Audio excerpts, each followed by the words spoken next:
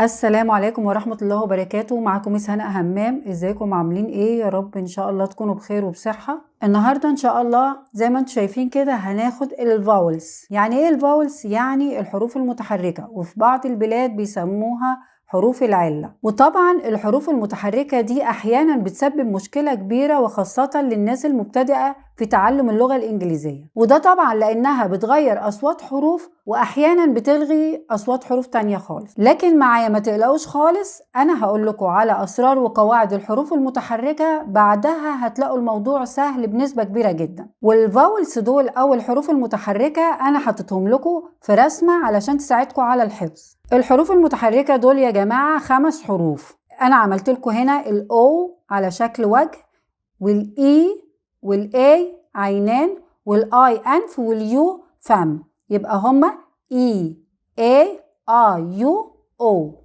وكمان كتبتهم لكم تحت اهم، الاي والاي والاو والاي واليو، واحيانا بيضاف لهم الواي.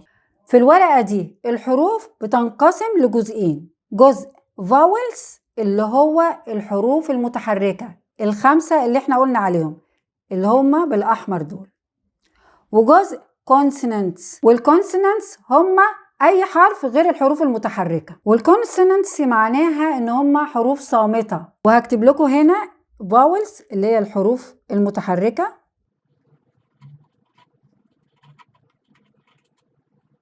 وكونسونانتس هما الحروف الصامته. الحروف الصامته كونسونانتس. وكتبتهم لكم هم بالعربي علشان اللي محتاج فاولز وكونسونانت. تعالوا بينا نتعرف امتى الحروف المتحركة بتعبر بصوت طويل اللي هو اللونج فاول ساوند، وامتى بتعبر بصوت قصير اللي هو الشورت فاول ساوند. بص معايا كده، انا هقول لك سر من اسرار الحروف المتحركة مش هتعرفه عند حد تاني غير عندي. ركز معايا. لو في حرفين متحركين او اكثر من الحروف المتحركة اللي قدامك دي، عامله لك اهو، لو او اكتر من 2 في نفس الكلمة الواحدة، الاولاني هيتنطق باسمه وبيلغي التاني خالص او بنسكته. يعني ايه؟ يعني الاولاني باسمه، يعني باسمه مش بصوته. يعني ايه الكلام ده؟ خليك معايا. في الكلمة اللي قدامي دي هيبين لك كل حاجة دلوقتي. في الكلمة اللي قدامنا دي فيها كام حرف متحرك؟ فيها حرفين متحركين اللي هو الاي والاي. احنا قلنا في القاعدة اللي انا قلت لكم عليها، اوعوا تنسوها، ان الاول بيتنطق باسمه والتاني بنلغيه خالص. طب تعالوا كده هنقول ايه؟ الاي اسمها ايه؟ يبقى ب. شايفين؟ بيك. والتاني بنلغيه. الغي حرف الاي كأنها مش موجودة. اقراها كده باسم الاي. بيك اهو. مش ما قلناش باك، لا، بيك. طب ده ليه؟ لان القاعدة بتقول ننطق باسم الحرف الاول مش بصوته، وبنلغي الحرف التاني، تبقى بيك يعني خبزة. تعالوا ندخل على الكلمة اللي بعدها. فيها كام حرف متحرك؟ خلاص انت حفظت الحروف المتحركة. فيها 2. الاولاني ننطقه بايه؟ مش هننطقه بصوته. صوته ايه ده صوته ايه. طيب والتاني هنلغيه خالص. طيب لكن احنا عايزين اسمه مش صوته. صوته ايه؟ اي مش اي. يبقى هننطقه بصوته. دري. والايه دي مش هننطقها خالص، يبقى دريم. حتى لو لغيت الايه مش هتأثر. اقراها كده من غيرها، دريم. يبقى القاعدة شغالة. على فكرة القاعدة دي لو نفذتها هتسهل عليك كتير جدا. لو في حرفين متحركين في الكلمة ننطق الأول باسمه والتاني نلغيه، تبقى دريم. ودريم يعني حلم أو حلم دريم. ندخل على الكلمة اللي بعدها. في عندنا حرفين متحركين زي ما انتوا عارفين، اليو والاي. طب القاعدة بتقول ايه؟ القاعدة بتقول الحرف الأول بننطقه باسمه والحرف التاني بنلغيه. طيب تعالوا كده، اليو عايزين نعرف صوته ايه؟ صوته في أصوات الحروف اللي أنا اديتها لكم لكن اسمه ايه؟ اسمه يو. لكن القاعدة هنا بتقول لنا ننطقه باسمه مش بصوته، فاسمه يو. يبقى تعالوا ننطقه كده من غير طبعا ما ننطق الاي، لان طبعا هي بتلغي صوت الحرف التاني المتحرك التاني. تعالوا كده، كيوت. كيوت. شفتوا نطقناه باسمه مش بصوته، كيوت، والاي كأنها مش موجودة. كيوت. كيوت طبعا يعني جذاب، جذاب، كيوت. ندخل على الكلمة دي، فيها حرفين متحركين اهو، معلش دي بالغامق شوية اهو، حرفين الاي والاي، حرفين متحركين. الاول هننطقه ازاي؟ الاول باسمه والتاني هنلغيه خالص. يلا تعالوا كده نقراها. الحرف ده اسمه ايه؟ اي، يبقى ننطقه باسمه، تبقى باي. باي، مش هنقول بايا.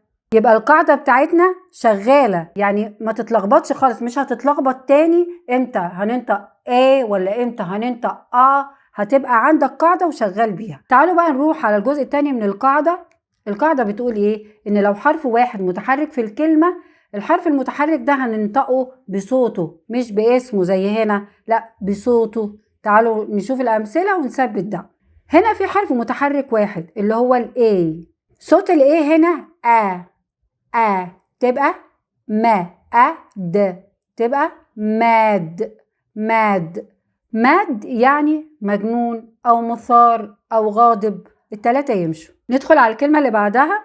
في حرف واحد متحرك في الكلمة، يبقى هننطقه بايه؟ بصوته، وصوته ايه؟ صوته ايه. لكن لو فاكرين الكلمة دي كنا بننطقها باسمها اللي هو اي، دريم. لكن هنا تعالوا بقى في الكلمة دي بصوته اللي هو ايه. طب تعالوا نقرأها تبقى بيد. يبقى لو في حرف واحد في الكلمة بننطقه بصوته. بيد يعني سرير، بيد. الكلمة اللي بعدها يلا بقى معايا كده، هننطقه بايه؟ بصوته، لانه حرف واحد في الايه؟ في الكلمة، يبقى ننطقه بصوته، وصوت اليو تعالوا نقرأها كده، باس، تبقى كلها على بعضها باس. على عكس الكلمة اللي هنا اهي، حرفين متحركين في الكلمة نطقناها باسمها مش بصوتها اللي هو يو، تبقى كيوت. لكن هنا باص يعني حافلة أو أتوبيس. ندخل على اللي بعدها. الكلمة دي حرف متحرك واحد في الكلمة، يبقى ننطقه بإيه؟ بصوته زي القاعدة، بصوته، يبقى إيه تبقى بن والبي تقيلة، بن هنا الآي نطقناها بصوتها، لكن تعالوا هنا على عكس الأولانية كان إيه؟ بإيه؟ باسمها اللي هي الآي نطقناها باي. ليه؟ لأن في حرفين متحركين في الكلمة. باي الأولاني بننطقه باسمه والتاني بنلغيه. بن اللي هي دبوس. تعالوا هنا نتدرب على القاعدة بتاعتنا وناخد كلمة فيها 3 حروف متحركين، لأن زي ما قلت لكم القاعدة بتقول لو حرفين متحركين أو أكثر في نفس الكلمة. تعالوا نشوف الكلمة اللي قدامنا دي فيها 3 حروف متحركين. الأول منهم اسمه إيه؟ اللي هو الإي، وإحنا عارفين لو الكلمة فيها حرفين أو أكثر في نفس الكلمة الأولاني بننطقه باسمه وبيلغي التاني. تعالوا كده نجرب. هننطق الأولاني باسمه، تبقى الأولاني اسمه إيه؟ يبقى هننطقه باسمه، تبقى تي أهو، تي. والتاني مش هنيجي ناحيته خالص، يبقى تي. تعالوا السي مع الاتش من الحروف المركبة لو فاكرين صوتها إيه؟ تش، يبقى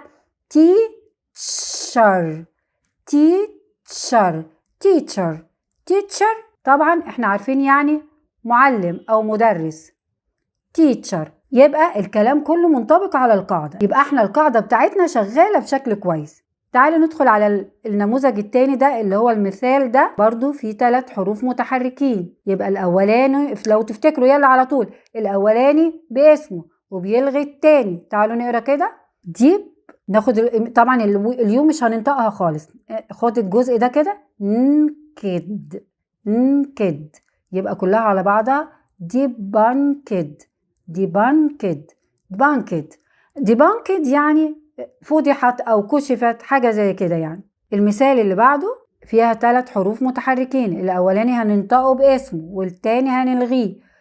طب تعالوا كده، اسم ايه تبقى في، شايفين؟ في ما مش هننطق الأو خالص، ماس. اليو طبعا بصوته عادي، ماس، يبقى فيماس. نطقنا الأو ما جيناش ناحيتها خالص، ما قلناش فيموس، لا قلنا فيماس. famous ناس كتير عارفاها، famous يعني مشهور، famous. ندخل على اللي بعدها نثبت القاعدة أكتر.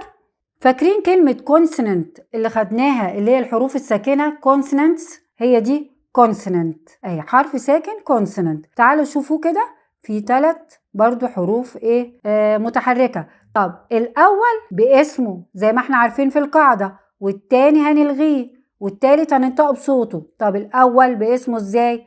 او يبقى او عادي، يبقى ك او ن اهو، كون س، مش هننطق الاو خالص، مش هنقول سو، لا، كونسنانت اهو، كونسنانت. الاولاني باسمه والتاني هنلغيه خالص والتالت بصوته عادي، يبقى كونسونانت، كونسونانت. زي ما انت شايف انا بقول لك سر من اسرار اللغه الانجليزيه اللي هي الحروف المتحركه اللي بتتعب ناس كتير جدا في القراءه. فانت ارجوك لو سمحت ذاكر اللي انا بقوله لك ده، صدقني مش هتلاقي اي مشكله لا في حروف ساكنه ولا في حروف صامته ولا اي مشكله من الناحيه دي خالص. ندخل على الكلمه دي فيها 3 حروف متحركين اللي هو حرف الاي. الاولاني زي ما احنا قلنا هنقول ايه؟ هنقوله باسمه، والتاني هنلغيه، والتالت هنقوله بصوته عادي. طيب تعالوا كده، اسم حرف الاي ايه؟ اي، اي يبقى اللي، فين، يبقى اللي فين، ما نطقناش الاي خالص، اللي فين، 11 يعني 11 او 11. 11 في الكلمة دي يا جماعة ركزوا معايا كده، فيها 3 حروف متحركين في الكلمة مختلفة شوية عن اللي قبلها. لو كان التالت اي وفي اخر الكلمة يبقى التاني والتالت هيسكتوا، ملهمش صوت، التاني والتالت هيسكتوا. زي المثال اللي قدامنا ده، الكلمة دي قدامنا فيها 3 حروف متحركة. الاولاني هننطقه باسمه اللي هو او، والتاني والتالت مش هننطقهم خالص. جربوا معايا كده، اورنج، اورنج، اورنج.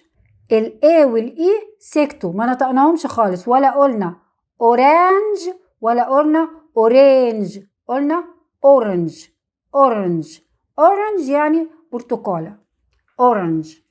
ندخل على المثال ده، نفس القاعدة يا جماعة. لو تلاحظوا 3 حروف والاخر اللي هو الحرف المتحرك اي ومحطوط في الاخر، محطوط فين؟ في الاخر.